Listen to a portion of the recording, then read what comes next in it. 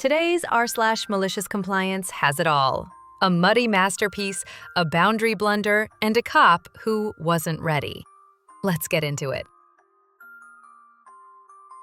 Rental car company told me where to leave my keys, and when I left them there, tried to charge me for an extra day.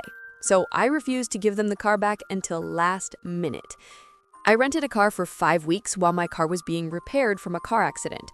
The rental company had a couple of great policies. No cleaning fee no matter how gross the car was, and unlimited miles. Ideal for me. I live in the country and going anywhere is a drive. When my car was finally scheduled to be finished, a Monday evening, I called the rental car company on Sunday and asked about return details. They said the return time would be 5:30 p.m. Monday, but I could just leave it at the shop and leave the keys in the shop's drop box. I said sure, and the next night I went, got my car, and left the keys in the box. Got in my car, and the check engine light is on. Freak. Staff says, come back tomorrow and we will fix it. I go home thinking that I will be sitting at the shop all Tuesday because I have no other ride. Tuesday morning, I wake up at 7 a.m. to the rental car company being very angry and saying that they can't get into the drop box and the shop doesn't open until 9. I tell them I just did what they said to do. They told me that they would be charging me an extra day. At that, I'm furious. I leave my house later and arrive at the shop at 8:50. Rental car guys aren't there. I sit around, the shop opens, I grab the rental keys and give them my car. Right on time, the rental car guys appear. They demand the keys and I ask if I'm still getting charged for an extra day. One guy is inspecting the car while the other tells me, yes, I'm getting charged an extra day. The guy inspecting it comes over and says the car looks good and it should be ready to rent out immediately. I had cleaned it the day before because I didn't want to be a jerk.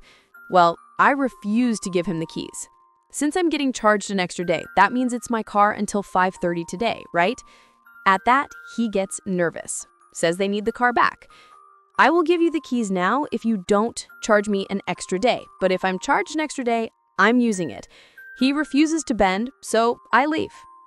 At this point, I'm petty and angry, so I go straight home. I own a farm and it has been raining like mad lately. I get to work. By the time 10 a.m. rolls around, the car is covered in mud.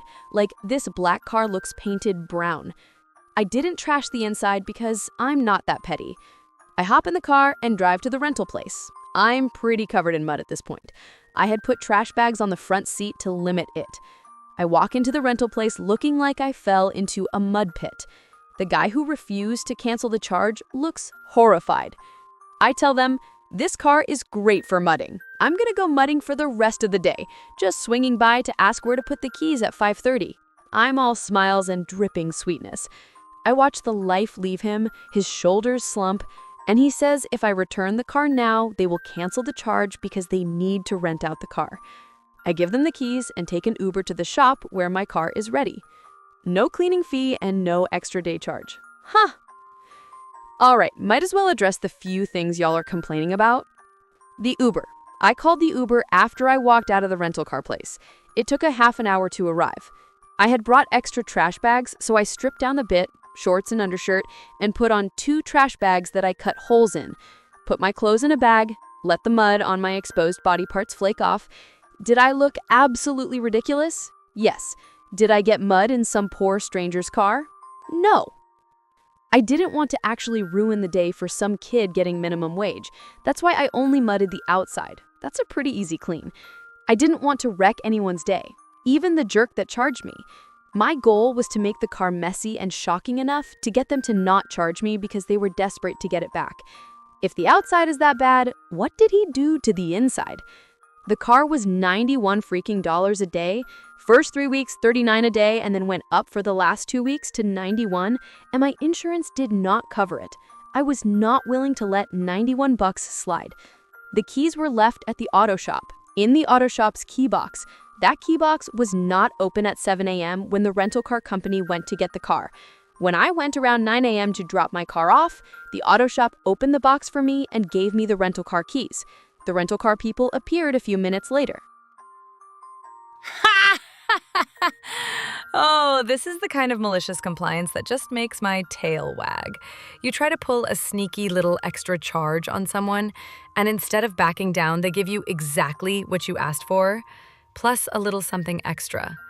That poor rental car guy thought he was holding all the cards until OP rolled back in with a farm-fresh paint job.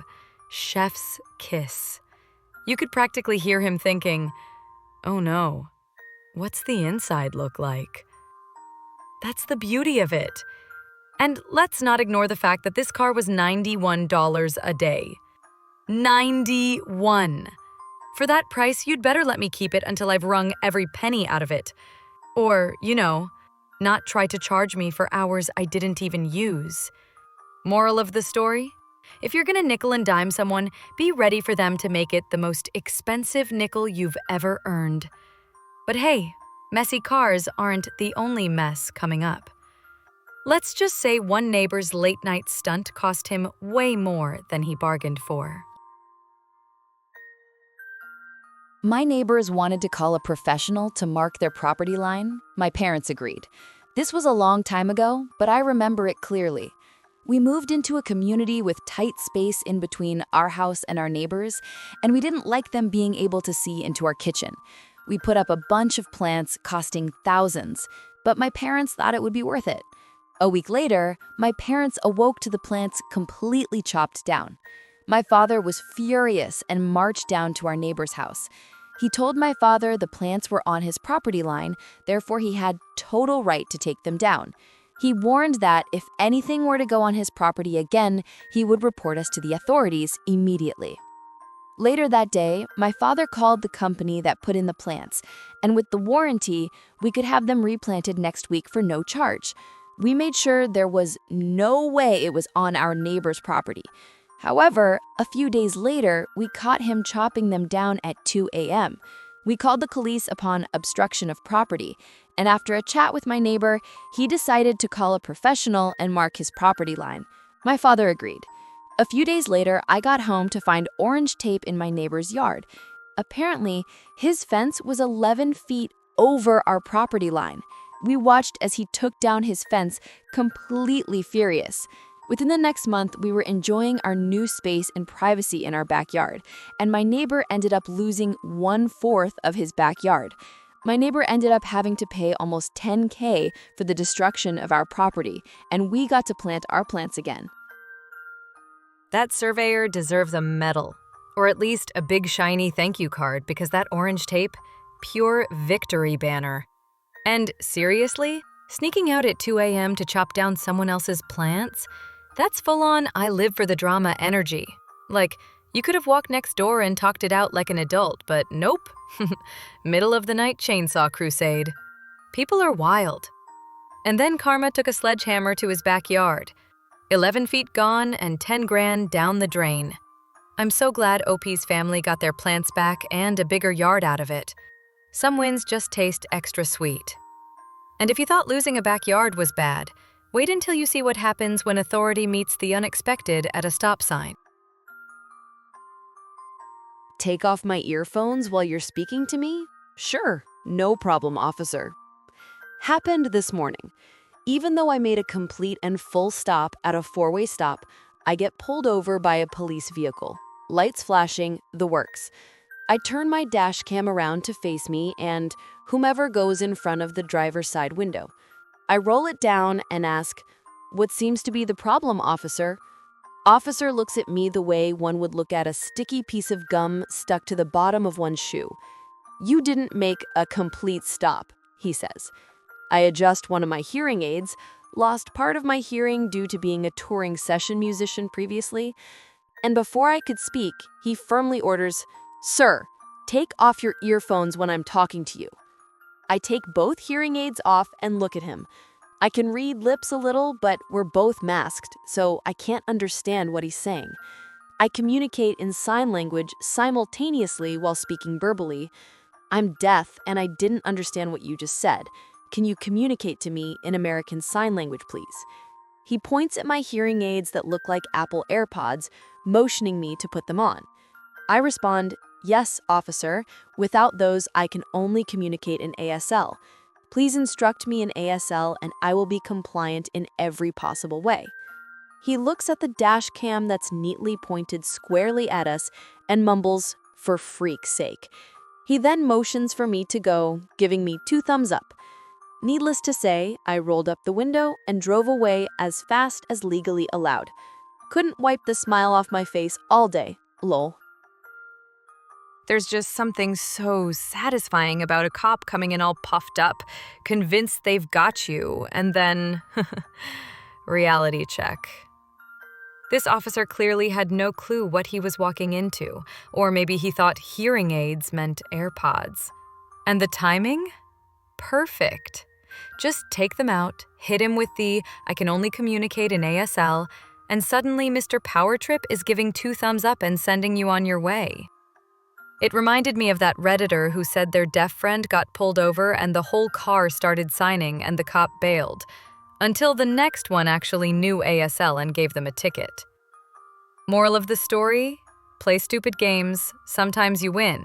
Sometimes you get schooled in American Sign Language. Also, can we just take a moment for the fact that this guy muttered, "For freak's sake," like he'd just been caught on candid camera? Buddy, that dash cam was your cue to act professional, not wave the white flag. All right, your turn. Which of these 3 left you grinning the most? Drop your pick in the comments. I can't wait to see what you say. And that wraps up today's perfectly legal chaos on r/MaliciousCompliance. If those cold, calculated comebacks hit the spot, give that thumbs up button a little love. Got opinions? I know you do. Drop them in the comments. I read everything, even the spicy ones. And hey, if you haven't subscribed yet, what are you waiting for? Hit that button and turn on the bell so you never miss another snarky saga. I'll see you in the next one. It's gonna be wild. Bye!